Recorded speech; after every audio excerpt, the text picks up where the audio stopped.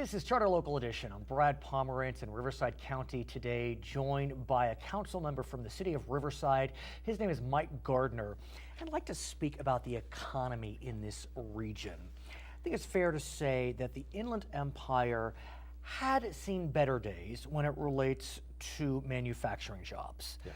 Manufacturing jobs seem to be leaving not just the Inland Empire, but California generally. Is that what you're seeing, sir?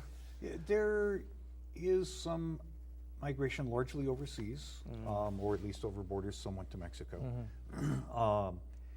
Some of it is beginning to come back, and we hope that more will, but it's sort of industry specific. The heavier manufacturing, things with more emissions are better accepted in other places. Like sometimes. Texas, for example. Or China. Right, or China. Riverside in particular is very popular with plastic extrusion companies because our electricity is less expensive than surrounding areas and the reliability is very high, and that's important to that industry. I know there was an entity called Ashley Furniture who had left the IE in favor of, I guess it was Wisconsin and North Carolina, and their concerns allegedly were as a result of environmental regulations, labor costs. The flip side, though, is that we seem to be seeing a spike in logistics, in distribution. We see Amazon coming into the IE in a huge way.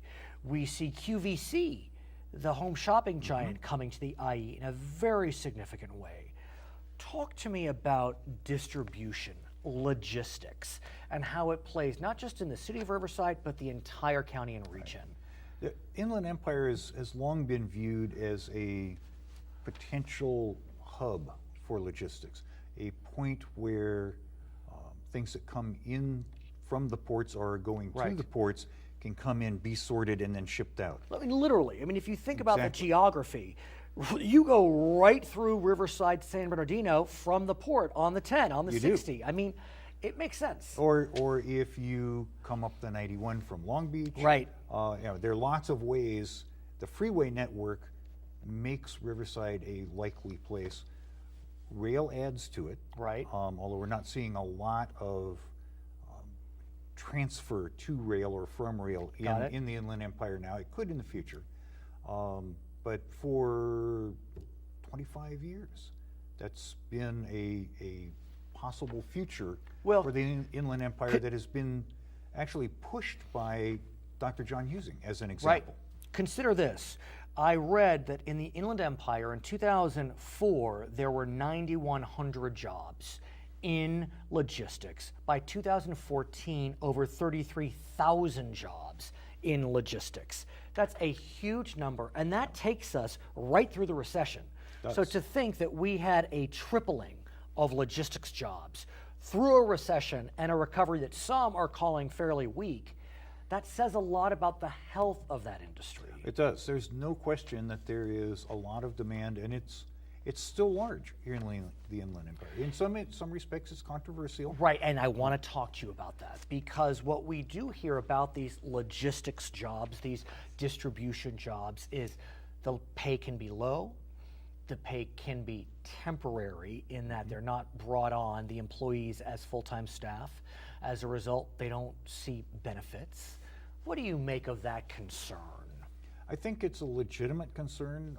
For a while, I ran warehouses for a company that was a document storage and retrieval company, and the employees were paid, warehouse employees were paid just over minimum wage. The drivers made $10 an hour.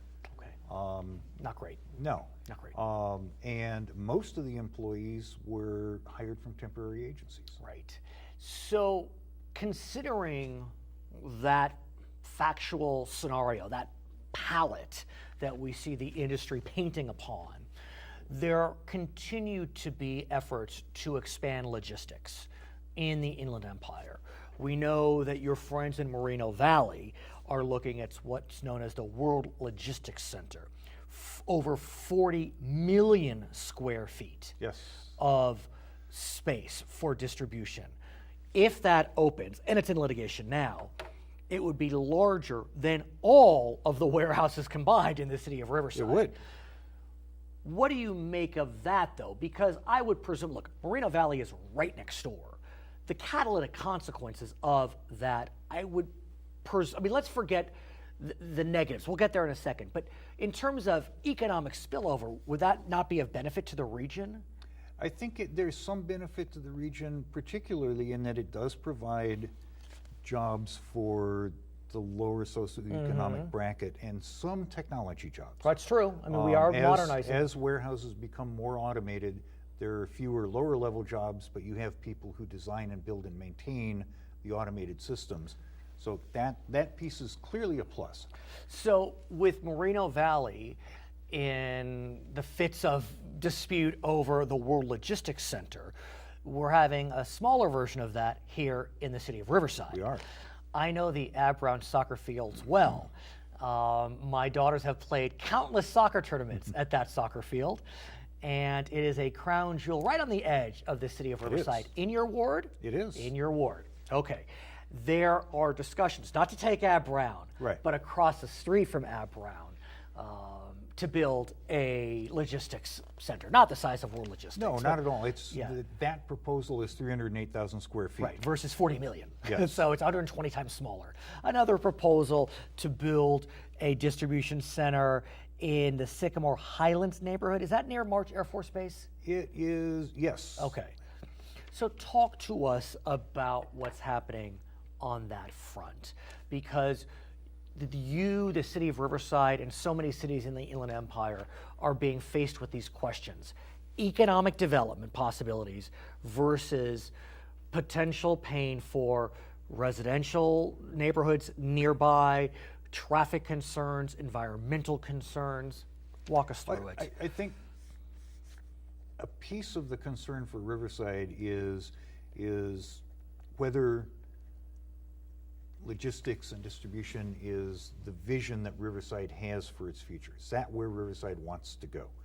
On the north side, where by the Ab Brown soccer fields, the city is just beginning, excuse me, sure. is just beginning a specific plan process that will resolve that. We'll identify a vision. If it's warehouses, it is. If it's something else, then we'll zone for that. Up in Sycamore Highlands, the area where the warehouses are is within the exclusion area for the March Air Base runway. It's in the crash zone or potential zone. So without, the only thing you can build there is low density of people sorts of construction. So that presumably seems like distribution would be wise there, arguably. It certainly fits. You can't do substantial housing, you can't do big office buildings, you can't do a hospital. The other things that people talk about we would like to have and Riverside would like to have, that is probably not the place for them, because that then impacts the future of March Airfield. I am confident that we will be discussing this issue for years to come, because the Inland Empire, like you said, is really trying to figure out how logistics plays a part in the future of this region. It's always a balance. Yes. And I'm glad you came on to discuss this balance. Let's continue this conversation, can we? I'd love to do that. His name is Mike Gardner. He is a member of the Riverside City Council. We're coming to you from the Inland Empire. I'm Brad Pomerance, Charter Local Edition. It's a very